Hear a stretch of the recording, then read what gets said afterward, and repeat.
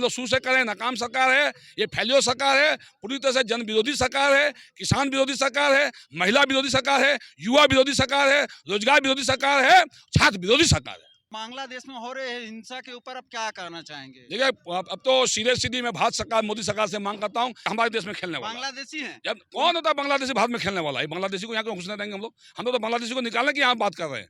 जो बांग्लादेशी घुसपैठिया यहाँ से हम लोग निकालने की बात कर रहे हैं, तो घुसपैठिया खिलाड़ी यहाँ क्यों आएगा?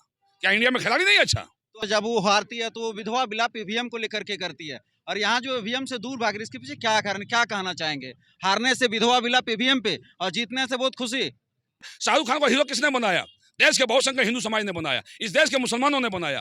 बांग्लादेशी को क्यों घुसा दो यहाँ भाई? क्या राज्य के सबसे भ्रष्ट मंत्री इरफान अंसारी, मैंने इसलिए कहा मैं कोई हवा में बात नहीं कर रहा हूँ, क्योंकि अगर वो भ्रष्ट नहीं होता तो मोदी जी के चावल को ये लोग लूटने का ये प्लानिंग इन लोग का चल रहा है, और इरफान अंसारी जी का खुद बड़ा रैकेट चल रहा है। आपने कल परसों एक मौलाना को उन्होंने बेइज्जत कर दिया, तो ये कहीं ना कहीं ये मंत्री मानसिक रूप से दिवालिया हो चुका है।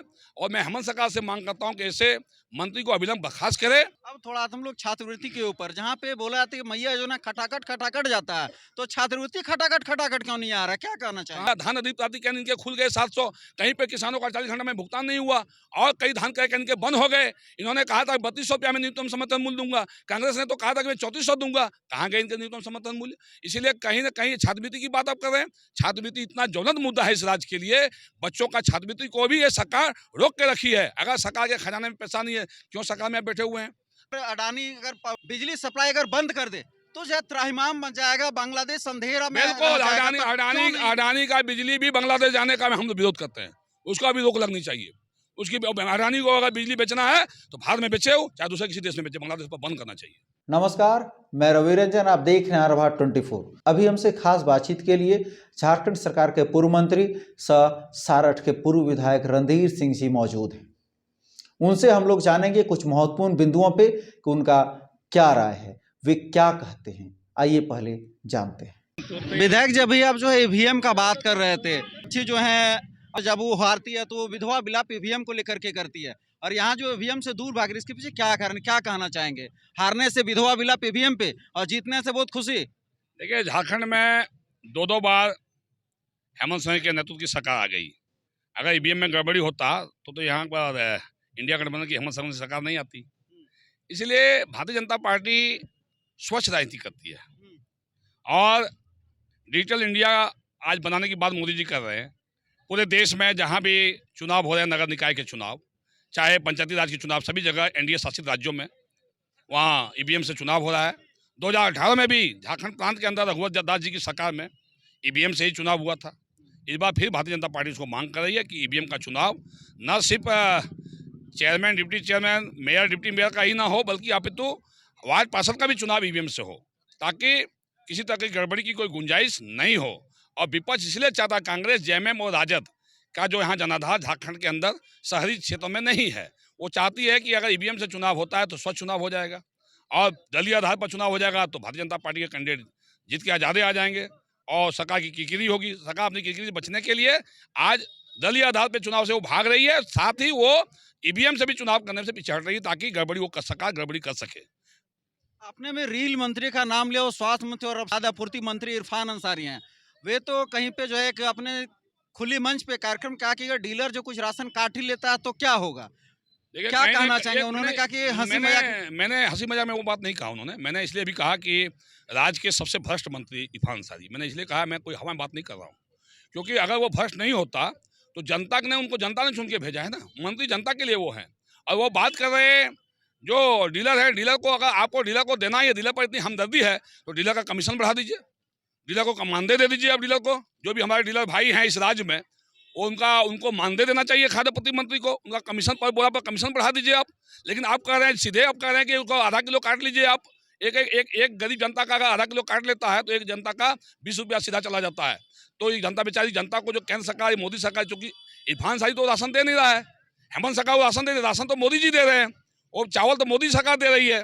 तो मोदी जी के चावल को ये लोग लूटने का ये प्लानिंग इन लोग का चल रहा है, और इरफान अंसारी जी का खुद बड़ा रैकेट चल रहा है। आपने देखा कई उनके भाई जो है बड़े बड़े रैकेट चला रहे हैं। वो आपका ट्रांसपोर्टिंग उनका चल रहा है, जो आपका इसका चावल का। तो कहीं ना कहीं उनका उसी विभाग का मंत्री बन गए। तो ये तो कहीं ना कहीं मिली भगत है। इसकी जांच भारतीय जनता पार्टी हम लोग जांच की मांग करेंगे इसका। एक और जहाँ पे और से इलाज किया जाता है वहाँ पे बोलते हैं जो वैसे लोगों को जो है इनाम मिलना चाहिए, उन्हें पुरस्कार मिलना चाहिए, क्या कहना चाहेंगे? मैं तो कहूँगा कि ये स्वास्थ्य मंत्री जब स्वास्थ्य मंत्री नहीं बने थे तो बार बार ये विधानसभा के अंदर अपने आप दुख को वो दर्शाते थे कि मुझे स्वास्थ्य मंत्री बनाता, झारखंड को सुधार देते। आज इनके कार्यकाल में खटिया पर पेशेंट इलाज के लिए आ रहा है।